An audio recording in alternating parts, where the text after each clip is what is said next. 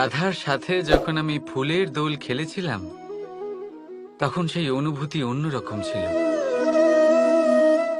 পুষ্প মানে ফুল তাদের উপরে বর্ষানো হয় যারা বিজয়ী হয়ে ফেরেন, যাদের পদক্ষেপ শুভ হয়, যারা পবিত্র হন। এবার যে প্রেমিক নিজের প্রেমিকার হৃদয় হরণ করে নেয়, তার থেকে বেশি শক্তিশালী কে? যে নিজের আগমন দ্বারা আমাদের জীবনধারা পাল্টে দেয়, তার থেকে বেশি শুভ কে? আর যে এসে আমাদের মনের কষ্ট লাঘব করে তাতে প্রেমের রং ভরে দেয়, তার থেকে বেশি পবিত্র কে? তাই সেই প্রত্যেক ব্যক্তি যিনি আপনার কাছে প্রিয়, যাদের আপনি ভালোবাসেন, তা তিনি আপনার মা হন, বাবা হন, বন্ধু হন, ভাই বোন হন, গুরু হন, তাদের উপরে পুষ্প বর্ষালে না শুধুমাত্র আপনার মান বাড়ে, বরং তাদের মনও আনন্দে ভরে যায়। কারণ রঙের সাথে যখন সুগন্ধ মিশে যায় তখন আনন্দ দ্বিগুণ নয়, শতগুণ বেড়ে যায়। রাধা রাধা। আসতে চলেছে দোল উৎসব। দোল অর্থাৎ রং, দোল অর্থাৎ প্রেম, দোল অর্থাৎ রাধা কৃষ্ণ। কখনো ভেবেছেন কেন এই দোল উৎসব রাধা কৃষ্ণের সাথে জড়িত? উত্তর সহজ। রাধা আর কৃষ্ণ পৃথিবীতে এসেছে প্রেম শেখাতে, আর পৃথিবী তৈরি হয়েছে পঞ্চরঙের পঞ্চ পদার্থ দিয়ে: ভূমি, বায়ু, অগ্নি, জল আর আকাশ। দোলের এই উৎসব না শুধুমাত্র রাধা আর কৃষ্ণের প্রেমের প্রতীক, বরং পৃথিবীতে এই পঞ্চ পদার্থের মিলনেরও প্রতীক। সেই পদার্থ যা না কেবল এই পৃথিবী তৈরি করে, বরং সেই মানুষদেরও সৃজন করে যারা এই পৃথিবীতে বাস করেন। আর যখন মানুষ একে অপরকে দোলের রঙে রাঙিয়ে দেয়, তখন কাউকে আলাদা দেখতে লাগে না, সবাইকে একরকম লাগে। কারোর মুখ দেখা যায় না, যদি কিছু দেখা যায় তা শুধু এই রং, প্রেমের রং, উল্লাসের রং, পৃথিবীর নির্মাণকারী পঞ্চ পদার্থের রং। তাই বয়ে যান এই রঙের নদীতে আর গড়ে তুলুন এই সম্পর্ক এক নতুন উদ্যমে। শুভ দোলযাত্রা। আর হ্যাঁ, ভালোবেসে বলুন রাধা রাধা। এই ফল দেখতে পাচ্ছেন আপনি? সবাই জানে এই ফলের থেকে বেরোনো বীজ একটা নতুন বৃক্ষকে জন্ম দেবে, যে নতুন বৃক্ষ আবার এমন এক ফলের জন্ম দেবে। কিন্তু আপনি কি কখনো ভেবে দেখেছেন ফল আর বীজের সম্পর্ক এতই গভীর, অথচ বৃক্ষের মূল আর বৃক্ষের শাখার মধ্যে এত দূরত্ব কেন? কারণ দূরত্ব অতি আবশ্যক। যদি আপনি কাউকে নিজের কাছে চিরকালের জন্য রাখতে চান, তখন তাদের থেকে দূরত্ব কিছু সময় দরকারি। এই দূরত্বই হলো সেই কারণ যার জন্য আপনি আপনার সঙ্গীর মাহাত্ম্য বুঝতে পারেন। এই দূরত্বের জন্যই আপনি আরো প্রেরণা পান যাতে তাদের সাথে আবার দেখা হয়। আর সেই জন্য মনে রাখবেন, দূরত্ব কখনোই খারাপ নয়। ফলের থেকে বীজের এই দূরত্বই নতুন ফল হওয়ার কারণ হয়ে দাঁড়ায়। প্রেমের আসল পরীক্ষা হয় এই দূরত্ব দিয়েই। তাই দূরত্বের সাথেও প্রেম করুন আর ভালোবেসে বলুন রাধা রাধা। আকাশ থেকে ঝরে পড়া বৃষ্টির ফোঁটা বড়ই শীতল, মিষ্টি আর পবিত্র হয়, কিন্তু সবার ভাগ্য ভিন্ন ভিন্ন হয়। এবারে দেখুন, যদি কোনো ফোঁটা কলা পাতায় পড়ে তা শিশির হয়ে থেকে যায়, প্রকৃতির সৌন্দর্য বাড়ায়, প্রাণীদের তৃষ্ণা মেটায়। যদি কোনো ফোঁটা ঝিনুকে পড়ে তা মুক্ত হয়ে যায়, আর যদি কোনো ফোঁটা সাপের মুখে পড়ে তাহলে তা বিষ হয়ে যায়। এখানে সবার উৎপত্তি একই, কিন্তু গুণ ভিন্ন ভিন্ন হয়। কেন? কি কারণ এটার? কারণ হলো সংস্পর্শ। সংস্পর্শ বড়ই প্রভাবশালী হয়। চাইলে সে আপনার উত্তরণ ঘটাতে পারে, আবার চাইলে আপনার পতনও ঘটাতে পারে। এবার বৃষ্টির ফোঁটা এটা চয়ন করতে পারে না যে তার সংস্পর্শ কি হবে, তার ভাগ্য কি হবে। কিন্তু আমরা তো মানুষ, আমরা তো আমাদের সঙ্গ বাঁচতে পারি। তাই ভাবনা চিন্তা করে নিজের সঙ্গ বাছুন।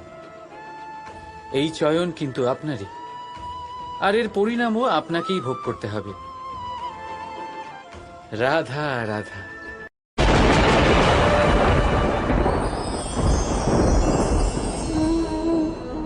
আমার সামনে রয়েছে গরুর দুধ, যা 2 দিন পর্যন্ত ভালো থাকে। যদি এই দুধ গরম করে জমানো হয় তাহলে তৈরি হয় দই, যা 3-4 দিন অবধি ভালো থাকে। যদি এই দইকে মন্থন করেন তৈরি হবে মাখন, যা অনেক সপ্তাহ ভালো থাকে। আর যদি এই মাখন ফোটানো হয় তাহলে তৈরি হয় ঘি, যা বহু বছর ভালো থাকে। মানেটা বুঝলেন? তাপ আর মন্থন। জীবনে যত পরীক্ষায় উত্তীর্ণ হতে পারবেন, যত কষ্টের তাপ সহ্য করতে পারবেন, যত মন্থনের বাধা পেরোতে পারবেন, ততই যশ, শক্তি আর সামর্থ্য বাড়তে থাকবে। তাই কর্ম করুন, কঠিন বাধার সম্মুখীন হন, আর মন্থন করে মন শুদ্ধ রাখুন। মন প্রসন্ন হয়ে বলবে রাধা রাধা। দৃষ্টি মানুষকে দেওয়া প্রকৃতির অন্যতম শ্রেষ্ঠ উপহার। সেই দৃষ্টি যার জন্য মানুষ এই সংসার দেখতে পারে, নিজের পথ দেখতে পারে। কিন্তু সংসারে দৃষ্টি লাভ করেও সবাই মহান হতে পারে না, প্রসন্ন হতে পারে না। প্রসন্ন শুধুমাত্র তারাই হয় যাদের দৃষ্টিভঙ্গি শুভ হয়। এবারে যারা গোলাপে শুধুমাত্র কাঁটা খুঁজে পায়, তাদের হাত অবশ্যই সেই কাঁটা দ্বারা আঘাতপ্রাপ্ত হয়, কারণ তাদের দৃষ্টি শুধুমাত্র কাঁটা অবধি সীমিত থাকে। কিন্তু সুগন্ধ প্রস্তুতকারক পাপড়ি অবশ্যই খুঁজে বার করেন। কেন? একটু ভেবে দেখুন। যারা অন্ধকারে আলো পেতে চান, তাদের কাছে প্রদীপ ও সূর্যের মতো মনে হয়। কিন্তু যারা খুঁত বার করতে চান, তারা সেই প্রদীপের নিচে অন্ধকারই খুঁজে পান। যারা ভালোবাসা পেতে চান, তারা অচেনা মানুষের মধ্যেও স্নেহ খুঁজে পান। নয়তো কাউকে পেয়েও তাদের না চিনতে পারা মানুষের অভাব নেই। দৃষ্টি আমাদের দেখায়, কিন্তু দৃষ্টিভঙ্গি আমাদের সেটা দেখায় যা আমরা দেখতে চাই। যেমন আপনার ভাবনা হবে, সেটাই সত্যি হয়ে আপনার সামনে আসবে। তাই আপনার ভাবনাগুলিকে শুভ করুন, আর ভালোবেসে বলুন রাধা রাধা। কখনো ভেবে দেখেছেন আমরা জিহ্বার সাথে সাথে কান কেন পেয়েছি? এবার আপনি বলবেন এ তো সহজ কথা, যাতে আমরা কথা বলার সাথে সাথে শুনতেও শিখি। এবারের আরো একটা গুরুত্ব আছে। আগে আমাকে বলুন, নিজের প্রশংসা শুনতে কার না ভালো লাগে? সবারই ভালো লাগে। এটাই হলো মূল কথা। যদি এই কান দিয়ে আপনি নিজের প্রশংসা শুনতে চান, তাহলে সর্বপ্রথম এই জিহ্বা দিয়ে অন্যের প্রশংসা করতে শিখুন। এবার প্রশংসার বিষয় একটা অত্যন্ত গুরুত্বপূর্ণ কথা আপনাদের বলি।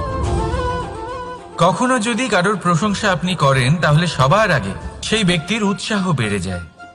আর তারপর নিজে যদি ভেবে দেখেন তাহলে নিজের মনেও সন্তুষ্টি আর প্রশান্তি চলে আসে।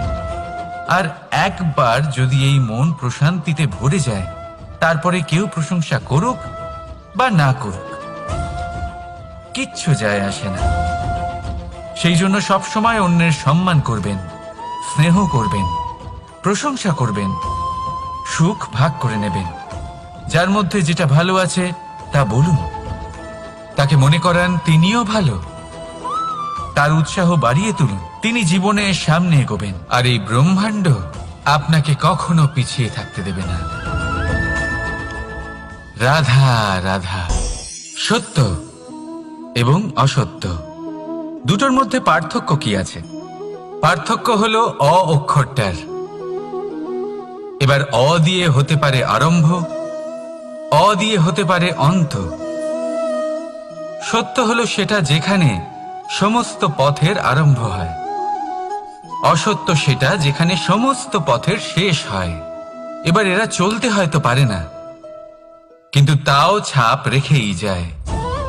সত্য সেই ছাপ রেখে যায় যা একটা উজ্জ্বল উৎকৃষ্ট উদাহরণ হতে পারে, আর অসত্য সেই উদাহরণ তৈরি করে যা একটা কলঙ্কিত ইতিহাস তৈরি করে। এখন আপনি আগামী সময়ের জন্য কেমন ছাপ রেখে যাবেন, এই সিদ্ধান্ত পুরোপুরি আপনার। রাধা রাধা। চলুন একটা প্রশ্ন করি। কোন মানুষকে জিজ্ঞাসা করবেন যে সে মূর্খ, অলস, বিবেকহীন, অসফল এইসব বিশেষণ দিয়ে নিজেকে পরিচিত করতে চাইবে? না। কাউকে জিজ্ঞাসা করুন আপনি কি মূর্খ? না। আপনি কি অসফল হয়েছেন? না। আপনি কি বিবেকহীন? না। এবার বলুন আপনি জীবনে মূর্খ ও বিবেকহীন হবার জন্য কোনো ভালো পরিকল্পনা বানিয়েছেন? উত্তর পাবেন না। কারণ কোনো পরিকল্পনা বানানো হয় না যাতে আপনি মূর্খ বা অসফল হন। মানুষ মূর্খ বা অসফল তখন হন যখন কোনো পরিকল্পনাই থাকে না। দেখুন, একটাই ছোট জীবন, তাকে স্থির করুন যাতে অনেক বেশি সংখ্যক মানুষকে আপনি জুড়ে রাখতে পারেন, অনেক বেশি শান্তি পেতে পারেন, অধিকতর সাফল্য লাভ করতে পারেন, বেশিরভাগ মানুষের পথপ্রদর্শক হয়ে তাদের মঙ্গল করতে পারেন। অসফল হয়ে বাড়িতে বসে থাকার চেয়ে ভালো হলো যে আপনি একটা পরিকল্পনা করে অসফল হন, কারণ তখন আপনার কাছে আরো একটা বিকল্প থাকবে, একটা নতুন পরিকল্পনা বানানোর, তাকে সার্থক করার। কারণ এমন কোনো পরিকল্পনা তো অবশ্যই থাকবে যা আপনাকে আপনার লক্ষ্যে পৌঁছে দেবে, তাই তো? রাধা রাধা। সূর্য কারোর জন্য হলেন শক্তিদাতা ঈশ্বর, আবার কোনো প্যাঁচার জন্য হলো চোখ বন্ধ করে দেওয়ার মতো তীব্র আলো। নদী কারোর জন্য হলো তৃষ্ণা মেটানোর স্রোত, আবার কারোর জন্য বন্যারূপী বিনাশকারী আশঙ্কা। সাগর কারোর জন্য হলো নোনা জলের ভান্ডার, আবার কারোর জন্য অগন্তি প্রাণী জগতের সম্ভার। প্রশ্ন হলো প্রত্যেক ব্যক্তির জন্য প্রত্যেক অনুভূতি বা বস্তুর সারমর্ম আলাদা কেন হয়ে থাকে? যা কারোর জন্য হলো বিষ তা অন্য কারোর জন্য অমৃত কেন? যা কারোর জন্য অমৃত তা অন্যের জন্য বিষ কেন? উত্তর বড়ই সোজা। আমরা বস্তু বা অনুভূতিগুলিকে সেভাবে দেখি না যেরকম তা হয়ে থাকে। আমরা বস্তু বা অনুভূতিকে সেভাবে দেখি যেরকম আমরা হয়ে থাকি। এবার এর উপায় কি হতে পারে? নিজেকে পরিশুদ্ধ করুন, সব কিছুই শুদ্ধ হবে। রাধা রাধা। প্রেম, ঘৃণা, এই দুই হলো একই শব্দ। কিভাবে? দেখুন না, দুটোতেই আড়াই অক্ষর রয়েছে। দুটোই হলো সেই অনুভূতি যা আমাদের মনের সাথে জড়িত, আর এই দুই অনুভূতির সাথেই জড়িত মানুষ আমাদের জন্য গুরুত্বপূর্ণ। পার্থক্য শুধু এটাই যে প্রেম পায় সম্মান আর ঘৃণাকে করা হয় অবজ্ঞা। এরকম কেন? কারণ প্রেম হলো সেই অনুভূতি যেখানে মানুষ সব কিছু দিয়ে দিতে চায়, সবকিছু লুটিয়ে দিতে চায়।